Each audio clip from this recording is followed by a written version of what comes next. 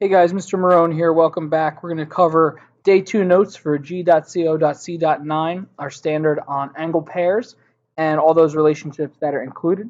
So we're going to start on the bottom of page 3 in our notes with this angle pairs chart. And I've given you 4 different congruent angle setups that we've got, angle pairs, and I've given you 2 supplementary angle pairs.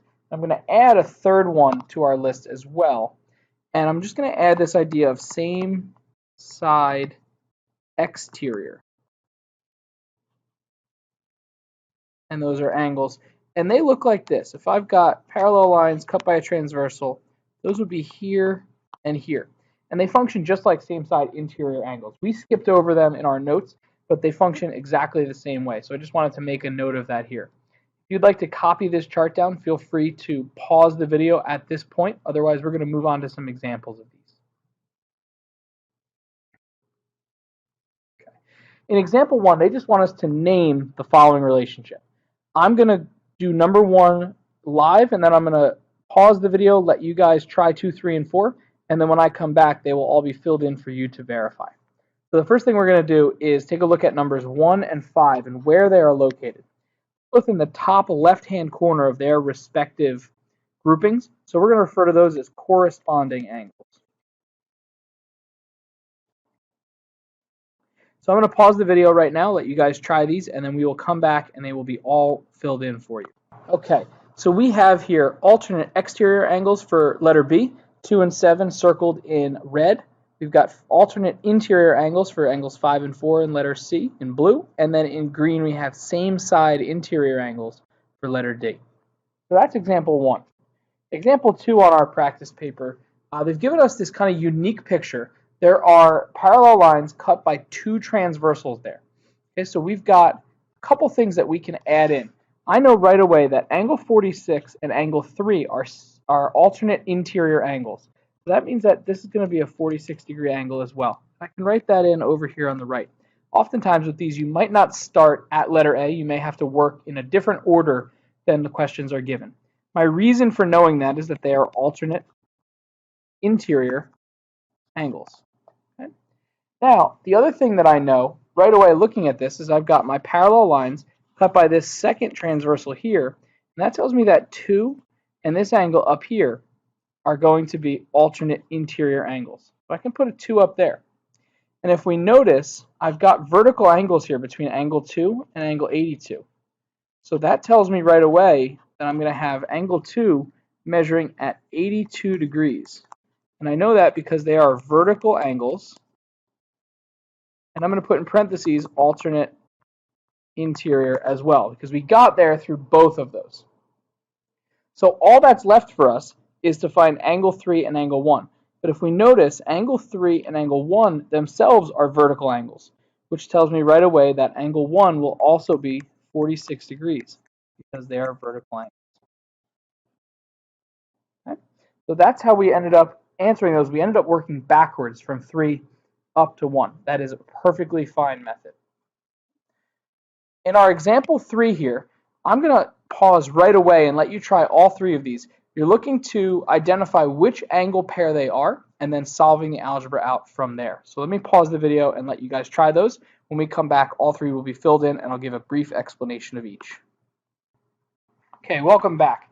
So now, as you see, I have set them up and solved each one of them. In letter A, we had alternate interior angles. So I would set them equal to each other and solve out and get x equals 10.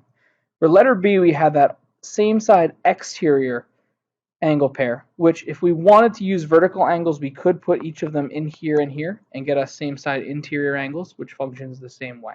Either way, we would end up with x equals 6 there for our answer. In our final one, we have alternate interior angles one more time.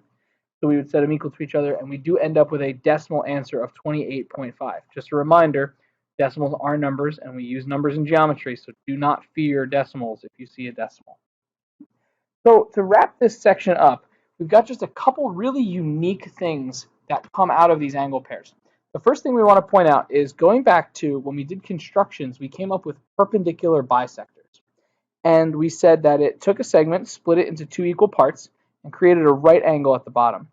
Well, what's kind of cool about these is that if I were to draw any point on my perpendicular bisector line, the dotted line, I made point C here, we end up with an equal distance, the same distance away, from each of those points on our segment. What I mean is that it actually makes AC congruent to BC. And it creates two sets of congruent triangles here. We know that CM is congruent to itself, so I really can say that triangle AMC is congruent to triangle PMC by side, side, side. And that tells us all sorts of different stuff. It tells us that this angle is bisected up here. It tells us that these two base angles are congruent. And of course, we have our right angles there as well.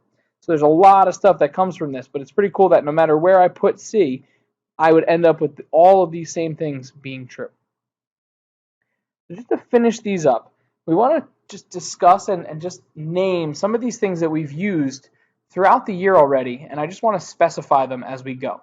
So adjacent angles are angles that share a side. And I'm going to put in quotations next to. If I've got two angles that share a side and a vertex, I have adjacent angles. Okay? A linear pair is two angles that create a straight angle. And in parentheses, I'm going to put 180 degrees. Okay? So those are our first two that we've got. Those are things that we've talked about in the past, but just to re-highlight them here, adjacent angles and linear pair. And our last two that we're going to wrap up with, which are things that you've heard for years and years and years now, supplementary angles are two angles whose sum is 180 degrees. Now, supplementary angles are also at times linear pairs. Every linear pair will be supplementary, but not every set of supplementary angles will be a linear pair. For instance, a linear pair would look like this, 1 and 2, creating a straight line. But supplementary angles could look like this. Okay? They are not together, they're two separate angles if they do create a straight angle there, a 180 degree angle as a pair. Now, complementary angles are two angles whose sum is 90 degrees. Okay, and an example of those would look like this. Okay, very, very rough drawing, but definitely something for you to reference. So those are just four definitions that we've used in the past that I wanted to make sure that we had some clarification on. Feel free to attempt at this point page 2 in your homework packet, which wraps up G.co.C.9, and then we will move on to our next section in the notes where we look at all different things regarding triangles themselves.